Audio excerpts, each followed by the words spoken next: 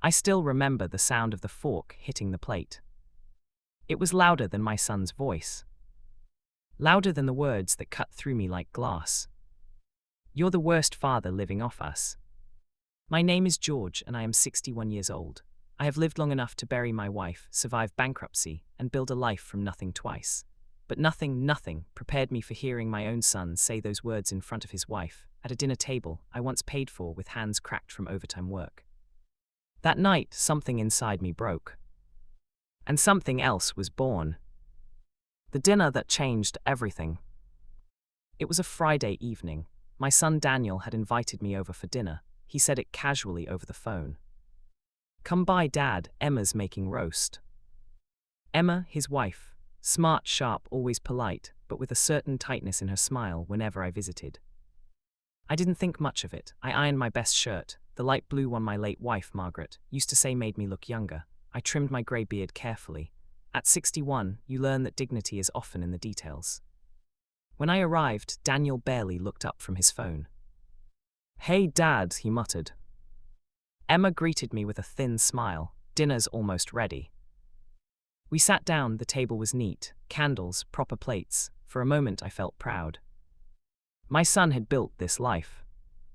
Or so I thought. The first spark. Halfway through dinner, Daniel sighed. "You know, Emma and I were talking." That tone, the one that says this isn't really a conversation.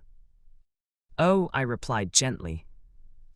"We think it might be time for you to consider selling your house." I blinked. "Selling my house?" "Yes," Emma added quickly. "It's too big for one person, and honestly, you struggle with bills sometimes." I did struggle. After Margaret passed, the hospital expenses ate most of my savings. I'd been working part-time, but retirement wasn't kind to men without pensions. "I manage," I said calmly. Daniel leaned back. "Manage, Dad, last month I paid your electricity bill." "You offered," I said. He scoffed. "And how many times have we helped you? Gas, groceries. You're 61, Dad, you should have figured life out by now." I felt heat rise to my face. I had figured life out. I figured it out when I worked double shifts so he could attend college. I figured it out when I sold my car to pay his tuition after he changed majors. I figured it out when I stayed up nights beside his hospital bed when he had pneumonia at 8 years old. But I didn't say any of that. Instead, I swallowed. "I never asked to be a burden," I said quietly. That's when he said it. "You're the worst father living off us." The fork slipped from my hand. Emma stared at her plate. Silence wrapped around the room like smoke. The truth he didn't know. I stood slowly. "Living off you," I repeated softly. Daniel crossed his arms. "That's what it feels like." My heart didn't race. It slowed. Because in that moment, I realized something devastating. My son didn't know the truth. He didn't know that 3 months earlier, I had taken a second job, cleaning offices at night. He didn't know that I'd quietly paid off the remaining balance on his student loan after receiving a small life insurance payout from Margaret's old policy. He didn't know that the help he gave me was less than the money I'd already returned to him in secret. He didn't know because I never wanted him to feel small. I never wanted him to feel indebted. So I kept quiet. And maybe that was my mistake. A father's silence. I picked up my jacket. "I'm sorry you feel that way," I said. Daniel rolled his eyes. "You're always sorry, Dad, but you never change." Never change. The words followed me all the way home. That house they wanted me to sell. The house Margaret and I bought when Daniel was 5. The walls still carried pencil marks showing his height year after year. The kitchen still smelled faintly of cinnamon from the way Margaret baked on Sundays. I sat in the dark living room. And for the first time in my life, I cried not because I was tired. Not because I was broke, but because my son believed I had failed him. A decision. The next morning, I did something I had avoided for years. I opened a locked drawer. Inside was every receipt, every payment, every transfer, copies of tuition checks, medical bills, loan statements, and one document Daniel had never seen. The deed to the house. Yes, the house was in my name, but Daniel's name was listed as beneficiary. I had planned to give it to him when I passed. I always believed a father leaves something behind. That morning, I made an appointment with a lawyer. The lawyer's office. The lawyer looked at me kindly. You want to change the beneficiary? Yes. To whom? I hesitated. Not out of anger. Out of clarity. To a foundation. What kind of foundation? One that helps single fathers. He nodded. Are you certain? I took a breath. Yes. If my son believed I was living off him, then he no longer needed what I had built. Maybe someone else did. The confrontation. A week later, Daniel came by unannounced. He looked uneasy. Dad, about dinner. I stayed calm, yes. I may have been harsh. May have been. Emma wasn't with him. He stepped inside. I didn't mean it like that.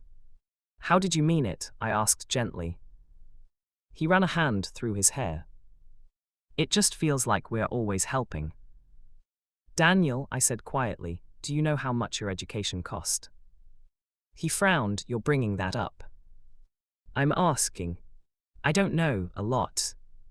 Do you know who paid the last $18,000 of your loan? He froze. You did. I nodded. His face drained of color. But I thought. You thought you were helping me, I finished. Silence. Then something shifted in his eyes. Regret. Real regret. A father's pain. Why didn't you tell me? He whispered. Because love isn't a scoreboard. He looked like a child again. I didn't know. I know, I said. And that hurt more than the insult. He didn't know. Because he had stopped looking. The revelation. I handed him a copy of the updated will. He scanned it. What is this? I've changed the beneficiary.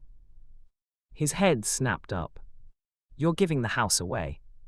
Yes. To strangers. To fathers who don't have what I had. His voice cracked. You're punishing me. No, I said gently, I'm freeing you. He stared at me, stunned. You said I was living off you. Now you won't have to worry about that anymore. The breaking point. He sank into the chair. I'm sorry, he said finally. Not defensively. Not casually. Truly. I was stressed, work been hard, Emma worries about money. And so do I said softly, but I never made you feel like a burden for it. Tears filled his eyes. I didn't mean it. I know, I replied. But words don't disappear.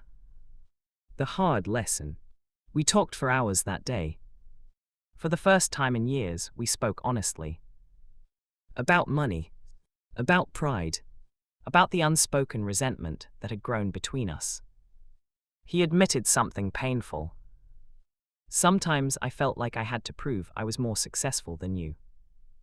I smiled sadly. You already were, that was the point. Parents don't compete with their children. They build them. A change of heart. 2 weeks later, Daniel and Emma came over together. Emma looked humbled. We're sorry, she said sincerely. Daniel added, you're not a burden, you never were. I believed him. But growth has consequences. The will remained unchanged. Not out of spite, but out of principle. Daniel didn't need my house. He needed perspective. The moral. I am George, I am 61 years old. And I learned something painful but powerful. Sometimes the deepest wounds come from the people we raised with love. But love is not weakness. Love is truth. And sometimes truth requires letting go. A father's worth is not measured by his bank account. It is measured by the sacrifices no one sees. If you still have your parents, look at them closely. Ask what they carried for you. Ask what they gave up quietly. Because one day, the chair at the dinner table will be empty. And you will wish you had chosen your words more carefully.